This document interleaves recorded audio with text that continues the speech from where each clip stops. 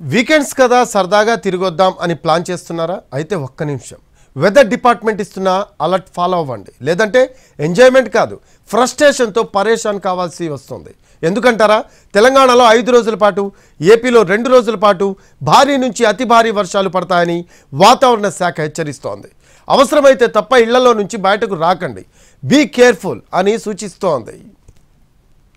తెలుగు రాష్ట్రాలకు వాతావరణ శాఖ వెదర్ అలర్ట్ ఇచ్చింది.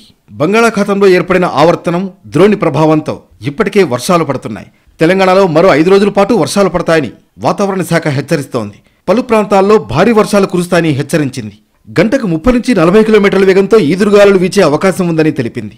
ఇవాళ వికారాబాద్, సంగారెడ్డి, మహబూబ్ నగర్, నాగర్ కర్నూల్, జోగులాంబ గద్వాల జిల్లాల్లో ఉరుములు మెరుపులతో కూడిన వర్షాలు కురుస్తాయని వాతావరణ శాఖ చెబుతోంది. రేపు ఆదిలాబాద్, నిజామాబాద్, కరీంనగర్, ములుగు, భద్రాద్రి కొత్తగూడెం, ఖమ్మం, సూర్యాపేట జిల్లాల్లో భారీ వర్షాలు కురిసే అవకాశం ఉందంటూనే ఈ జిల్లాలకు ఎల్లో అలర్ట్ జారీ చేసింది. ఇప్పటికే తెలంగాణలో పడుతున్న వర్షాలకు జనాలు ఇబ్బందులు పడుతున్నారు.